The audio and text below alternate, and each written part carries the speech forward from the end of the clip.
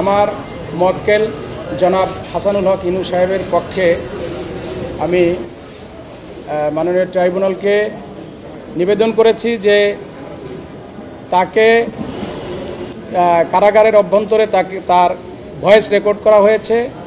তো কি উদ্দেশ্যের ভয়েস রেকর্ড করা হয়েছে এবং কেন রেকর্ড করা হয়েছে এ বিষয়ে আমি তার নিয়োজিত আইনজীবী বা আমার সাথে যারা ছিলেন তারা কেউ অবগত ছিলেন না, বা কোনো পিটিশন আমাদের জানা ছিল না, বা কোনো অর্ডার হয়েছে কিনা সেটাও আমরা জানতাম না।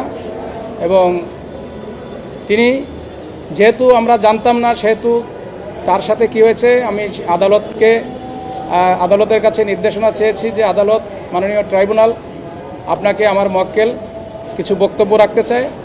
মাননীয় ট্রাইব্যুনাল অনুমতি দিলে তিনি তার বক্তব্য পেশ করেন এবং বলেন যে তার ভয়েস টেস্টের জন্য তার কিছু ভয়েস রেকর্ড করা হয়েছে। তো এই বিষয়ে কোনো মাননীয় ট্রাইব্যুনালের আদেশ নির্দেশনা ছিল কিনা এটা জানতে চাইলে তিনি তাকে কোনো রকম কোনো আদেশের কপি প্রদর্শন করা হয় নাই। এটাই আমাদের বক্তব্য ছিল মাননীয় ট্রাইব্যুনালে।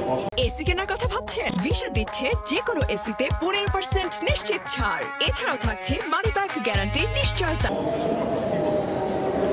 হ্যাঁ, যেহেতু মাননীয় ট্রাইব্যুনালে এরকম কোনো নির্দেশনা ওনার কাছে প্রদর্শিত না হওয়ায় ওনার শঙ্কা যে এটা অসৎ উদ্দেশ্যে হতে পারে ভয়েস রেকর্ডিং, এবং সেজন্য মাননীয় ট্রাইব্যুনাল আমাদেরকে নির্দেশনা দিয়েছে আপনারা লিখিতভাবে মাননীয় ট্রাইব্যুনালে নিবেদন করেন।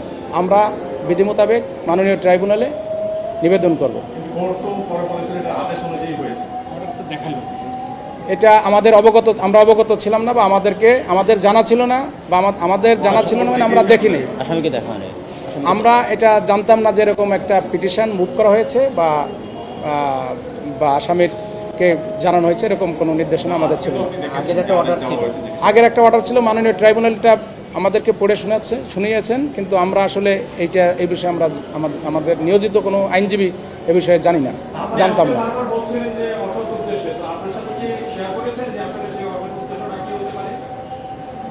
এটা তার শঙ্কা যে অসৎ উদ্দেশ্য, কিন্তু অসৎ উদ্দেশ্য বিভিন্ন পারপাজে বর্তমান দেখে যে ডিজিটাল যুগে ডিজিটাল